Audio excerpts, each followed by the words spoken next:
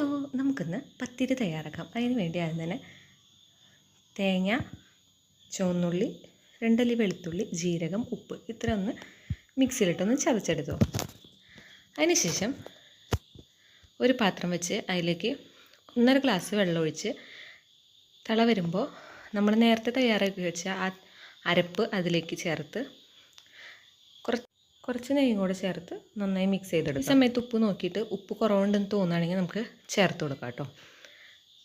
ഇനി വെള്ളം ഒന്ന് തിളച്ച് വരുമ്പോൾ അതിലേക്ക് 1 ഗ്ലാസ് അരിപ്പൊടി കൂടി ഇട്ട് നന്നായി വാട്ടിയെടുക്കാം. അതിന് ശേഷം ഫ്ലെയിം ഓഫ് ചെയ്തെടുക്കാം.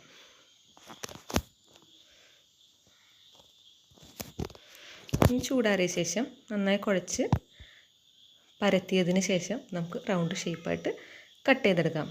ഗ്ലാസ് വെച്ചാണ് ഞാനിവിടെ കട്ട് ചെയ്തെടുത്തത്. അതിന് ശേഷം എണ്ണ നന്നായി ചൂടായി കഴിയുമ്പോൾ പത്തിരി ഇട്ട് പൊരിച്ചെടുക്കാം. ഗോൾഡൻ ബ്രൗൺ ആയി കഴിയുമ്പോൾ നമുക്കതെടുക്കാം. ബീഫ് കറിയുടെ കൂടെ അടിപൊളി കോമ്പിനേഷനാണ്. അപ്പോൾ ട്രൈ ചെയ്ത് നോക്കണേ.